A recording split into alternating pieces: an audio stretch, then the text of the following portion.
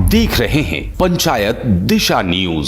शिक्षकों ने बदली सरकारी स्कूलों की तस्वीर, दीवार पर लेखन कर किया जागरूक।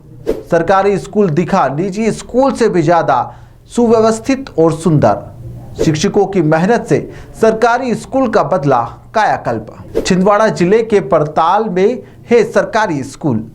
छिंदवाड़ा जिले के पड़तला के एक सरकारी स्कूल में अपने विद्यालय को निजी विद्यालय के जैसे सरकारी स्कूल को तब्दील कर दिया गया है। शिक्षा की इससे अलग जगाई गई है। दरअसल एकत्रीकर शासन माध्यमिक शाला में शिक्षकों ने अपने निजी खर्चे से उक्त स्कूल की दीवार की तस्वीर ही बदल दी। खास बात यह है कि खेल खेल में बच्चों को अभिन्न अध्यापन कार्य को भी बताया जा रहा, ताकि बौद्धिक विकास के साथ ही अध्यापन कार्य में रुचि लेकर शिक्षकों ने शैक्षणिक गुणवत्ता को बढ़ावा देने का एक अनोखा प्रयास किया है, जिसके चलते यहाँ पर शासकीय शालाओं में शिक्षकों द्वारा विषय गणित, हिंदी, अंग्रेजी, संस्कृत आदि विषयों के छाया चित्रों और लेखनी को विद्यालय की दीवार पर अध्यापन कार्य से संबंधित महत्वपूर्ण चित्रों को उकेरा गया है। उसके माध्यम से बच्चों को ज्ञान की बातें भी बताई जा रही है, बौद्धिक विकास को बढ़ावा दिया जा रहा है, जिससे सारे क्षेत्र में प्रशंसा हो रही है। आखिर एक सरकारी स्कूल में शिक्षकों ने कैसे शिक्षा की अलग जगाई है। अपने निजी खर्चों से स्कूल का रंग रोगन कराकर पूरी तस्वीर बदल डाली। सारे क्षेत्र में चर्चा का यह विषय बना हुआ है।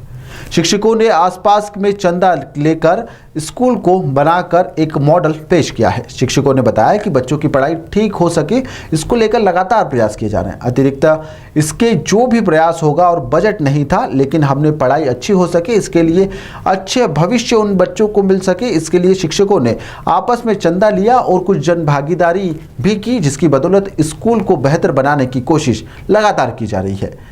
दरअसल सरकारी स्कूल की दीवारों पर चित्रों से सजी हुई इस स्कूल की खासियत यह है कि छात्र छात्राएं खेल खेल में पढ़ाई कर रहे हैं। इन स्कूलों की दीवारों व छतों में जानकारी सहित फर्श पर सांप सीढ़ी के जरिए गणित का अध्ययन भी होता है।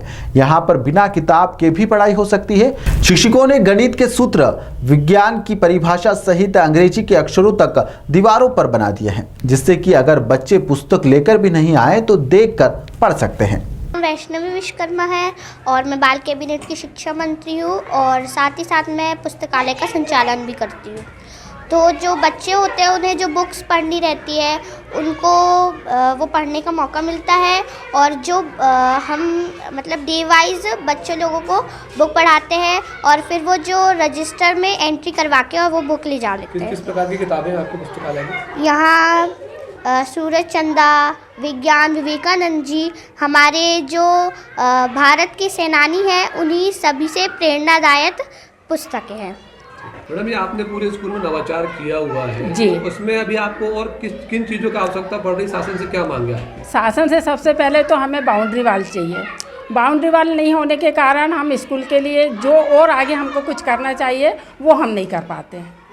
मेन तो हमारी बाउंड्री वाल है। अच्छा, अभी जो एक्टिविटी रूम आपने बनाए थे, इसके अलावा भी आपको कक्ष की जरूरत पड़ रही है? बहुत कक्ष की ज़रूरत पड़ रही है, क्योंकि हम बच्चों को जो गतिविधि कक्ष में हमें जो बच्चों को देना चाहिए वो हम नहीं दे पा रहे हैं, क्योंकि वहाँ पे क्लासेस लग रही हैं, है ना। तो हम दो हमारे जब कक्ष अतिरिक्त कक्ष बन जाएंगे, उसके बाद हम पूरा समय हम उन बच्चों को वहाँ पर गतिविधि कक्ष से सीखने का मौका देंगे। अच्छी शिक्षा देने के लिए आप बच्चों को एक्टिविटी रूम आपने बनाया, पुस्तकालय बनाया है जी। इसका कंट्रीब्यूशन, खर्च वगैरह कैसे उठाते हैं और शासन से क्या मांगे? देखो, सबसे बड़ी बात तो ये है कि जो हमारा पड़तला स्कूल है वो एक परिवार है, और हमारा परिवार इतना अच्छा है कि सब लोग सहयोग करने में तैयार रहते हैं।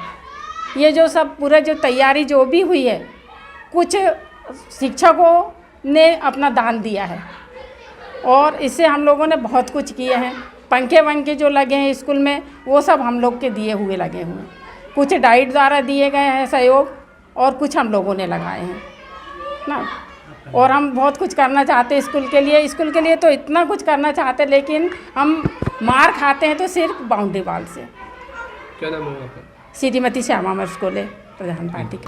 देखिए, हमने यहाँ जो एक्टिविटी रूम तैयार किए हैं उसमें हमने एक रूम में 1st to 5th तक का पूरा सिलेबस के आधार पे जो कठिन अवधारणाएं होती हैं, जो खेल खेल में बच्चे सीख सकते हैं, ऐसी चीज़ों को लिया है। उसी क्रम में हमने 6th to 8th के हिसाब से सिलेबस के आधार पे एक रूम तैयार किया है। हमने गणित विज्ञान कक्ष तैयार किया है, जिसमें विज्ञान के इक्विपमेंट्स जो 8th क्लास के सिलेबस तक में आते हैं उनको हमने ओपनली रखा है, जिससे छूकर बच्चे उन के बारे में समझ पाते हैं कि इसको परखनली कहते हैं, इसको फ्लास्क कहते हैं, इसको बीकर कहते हैं। तो ये सारी चीज़ें जब वो खुद देखते हैं, उसको हाथ लगा पाते हैं, छू पाते हैं, सूक्ष्मदर्शी को देख पाते हैं, तो उन्हें देखने से जो अनुभव प्राप्त होते हैं उससे वे बहुत जल्दी सीख पाते हैं। देखिए, खर्च की जहाँ तक बात है तो इसमें कुछ जनभागीदारी और कुछ डाइट के द्वारा हमें कुछ राशि उपलब्ध कराई गई थी, छिंदवाड़ा डाइट के द्वारा। तो उससे मिलकर उन राशि का इस्तेमाल करके हमने ये रूम्स तैयार किए हैं। जैसे कि ये लाइब्रेरी है, तो लाइब्रेरी में शासन के द्वारा समय समय पर कुछ एक पुस्तकें हमें प्राप्त हुई थी। उन पुस्तकों को संजो कर संभाल कर रखा हुआ था, लेकिन उसका उपयोग नहीं हो पा रहा था, वो एक तरीके से पेटियों में बंद थी। तब ये विचार आया कि क्यों ना हम इन पुस्तकों को इस तरीके से डिस्प्ले करें कि बच्चे उसको देखें, जो उन्हें पसंद हो वो निकाल के वो पढ़ सकें। और साल पहले लगभग ये आपने 3 रूम बनाए, पुस्तकालय बनाए, कितने साल लगे? ये रूम बने हुए तो अभी हमारा रिसेंटली 1 साल हुआ है। इसको लगभग 98 दिन लगे हमें ये 3 रूम बनाने में। इससे क्या प्रतिसाद मिल रहा है? खेल खेल में शिक्षा भी हो रही है और खेल भी हो रहा है, कैसा लग रहा है? प्रतिसाद तो अच्छा है, लेकिन जो हमने सोचा था कि हमको इसका जो रिज़ल्ट मिलना चाहिए वो रिज़ल्ट अभी हम नहीं ले पा रहे हैं। बहुत फ्रैंकली मैं इस बात को कहूँगा। उसकी वजह यह है कि अभी हमें उन एक्टिविटीज़ रूम में क्लास लगानी पड़ रही है। अभी हमारे पास 2 रूम हमें उपलब्ध हो गए हैं।